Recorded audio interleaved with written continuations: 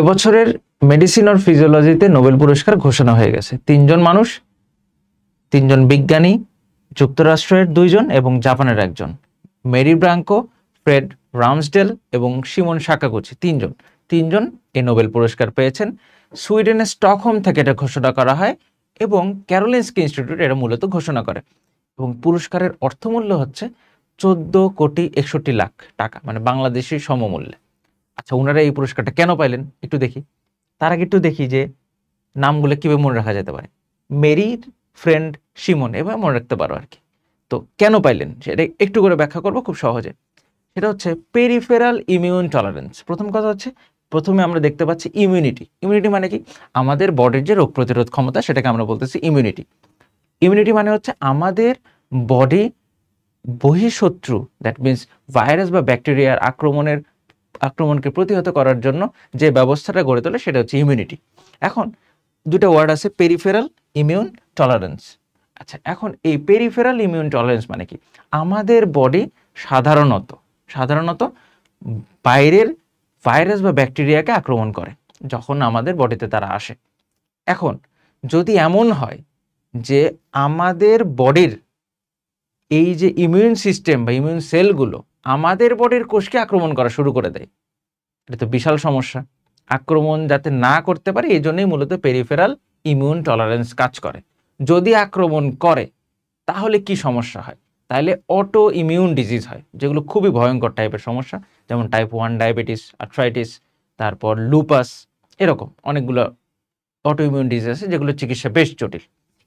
এখন আমাদের বডির এই কোষগুলো যাতে আমাদের কোষগুলোকেই, আমাদের নিজেদের কোষগুলো আক্রমণ করতে না পারে, এই জন্যই মূলত এই গবেষণা। ওনারা মূলত হচ্ছে রেগুলেটরি টি সেল এবং FOXP3 যে জিন, এই যে রেগুলেটরি টি সেল এবং FOXP3 জিন, এগুলো মূলত কিসের কাজ করে?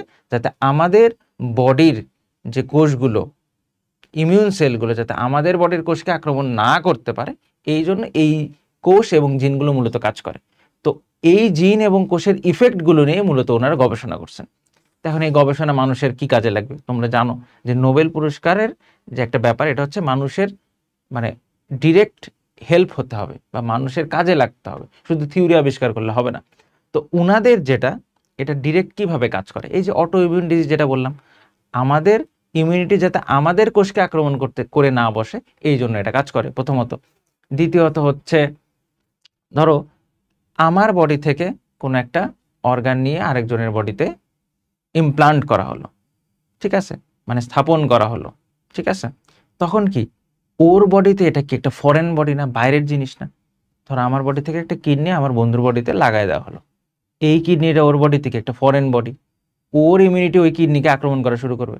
এটাকে বলা হচ্ছে গ্রাফট রিজেকশন, মানে ওই কিডনিকে ও ধ্বংস করে দেওয়ার চেষ্টা করে, এটা তো আমার না, এটা আমি কেন নিব?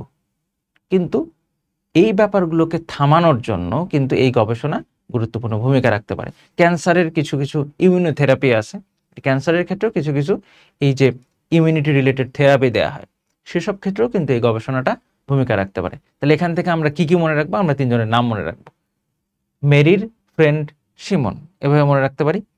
আর কি মনে রাখবো? দুইজন যুক্তরাষ্ট্রের, একজন জাপানের।